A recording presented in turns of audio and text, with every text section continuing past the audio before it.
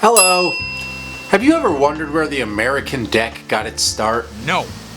Me neither.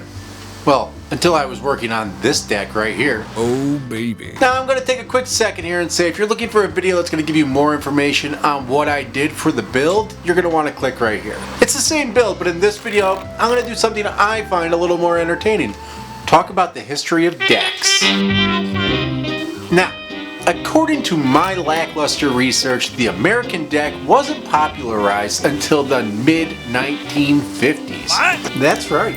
If your great-grandma Agnes wanted to relax and sip on a frozen brandy Alexander after a hard day of churning butter, she had to resort to sitting in the grass next to her best friend and cow, Buttercup. And that favorite cow of hers? That was the reason why. Backyards of the yesteryear were full of cow shit. See, back then you weren't just lounging around in your Hawaiian shirt, sipping on Coronas, listening to Cheeseburger in Paradise. You were working on a farm in your own backyard. There were no room for decks.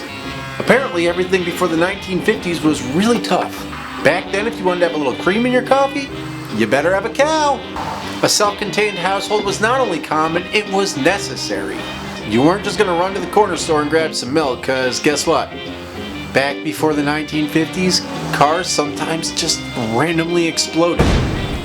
Yep, according to my research on www.deckplus.com, random cars blew up for no reason other than it just wasn't the 1950s yet. And this is another reason people didn't want to hang out in their backyard. That's where they kept their death traps, aka the family vehicle.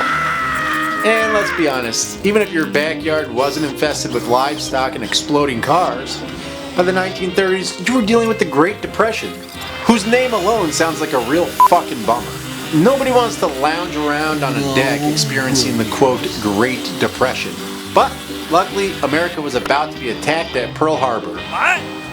Which also sounds horrendous. But according to historians, a good old-fashioned war is all we needed to turn that big American frown upside down. With World War II in full swing, Americans were back to work.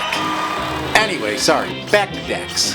After World War II, the United States had an economic boom and they kicked those cows out of their backyard and the family vehicle miraculously stopped exploding, so people were able to attach their garage directly to their house.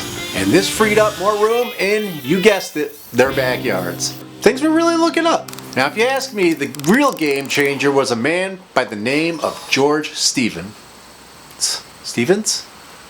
In 1952, this guy cut a metal buoy in half and cooked meat inside of it like a boss. He made the first grill. And if that wasn't enough, in 1953, Richard C. Laramie invented the portable ice chest, aka the cooler. Shit was really starting to pop off. Although the aluminum can was invented in 1935 by the Kruger Cream Ale Company, in 1953 Milwaukee brewing employees went on strike, allowing Anheuser-Busch to take over as the #1 selling beer company in the United States. With the rise of Anheuser-Busch aluminum canned beer, there was nothing left to do but build yourself a deck, crack yourself a beer, sit back, relax, and throw a big slab of great-grandma Agnes's best friend Buttercup on the grill. Hope you had a great summer out on your deck. We'll see you in the next one. Thanks so much for watching. Later. Bye, see you again, and have a good dream.